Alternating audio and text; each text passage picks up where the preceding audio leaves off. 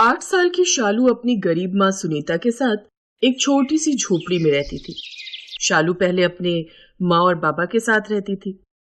उन तीनों की जिंदगी अच्छी चल रही थी, लेकिन एक रोज कुछ ऐसा हुआ कि उनकी जिंदगी ही बदल गई। उसके पिता बिरजू ट्रेन में चना चाट बनाकर बेचते थे।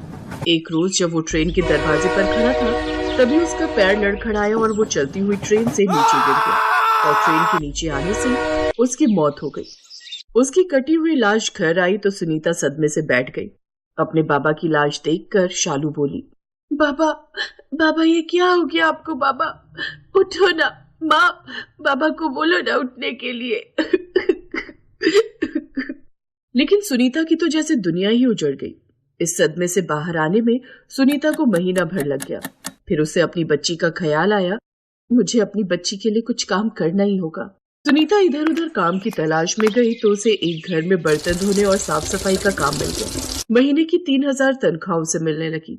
एक रोज जब वो अपना काम खत्म करके घर लौट रही थी तो रास्ते में एक बिल्डिंग बन रही थी। जैसे ही वो उस बिल्डिंग के पास से गुजरी, अचानक वो बिल्डिंग गिर गई और सुनीता उसकी चपेट में आ गई।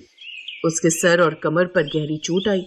वो बच तो गई, लेकिन अब उसने हमेशा के लिए बिस्तर पकड़ लिया। हे भगवान, ये तूने मुझे अपनी बेटी पर कैसा बोझ बना दिया। बेचारी के ऊपर से पहले ही पिता का साया उठ गया और अब माँ भी अपाहिज हो गई। अब मेरी शालू का क्या होगा? ऐसे कुछ दिन बीत गए। फिर एक रोज, माँ ये लो पैसे। ये पैसे तू कहाँ से ले आई शालू? तूने चोरी की है क्या?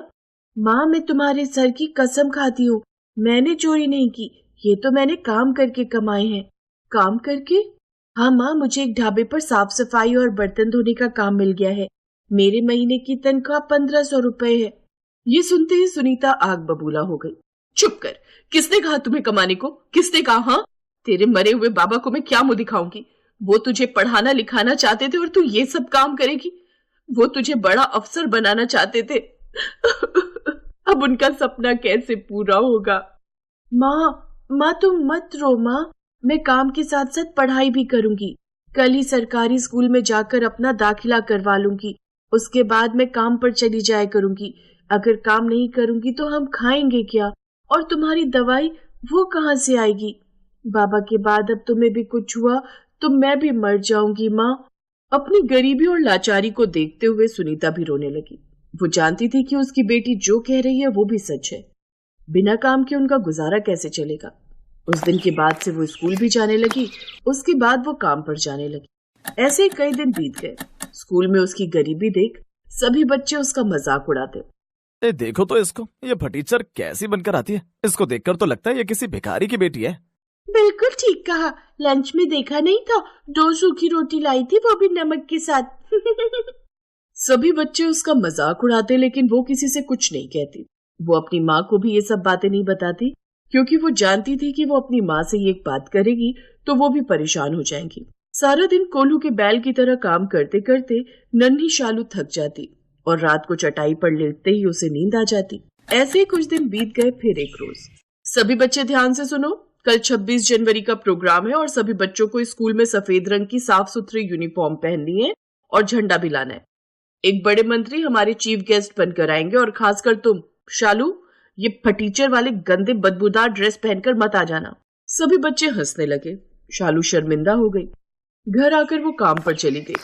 फिर रात को वो घर लौटी। मैं नई सफेद वर्दी कहाँ से लाऊं? माँ की दवाई और घर का राशन लाने में ही पैसे खत्म हो गए। ऐसा करती हूँ, इसी वर्दी को अच्छे से धो लेती हूँ।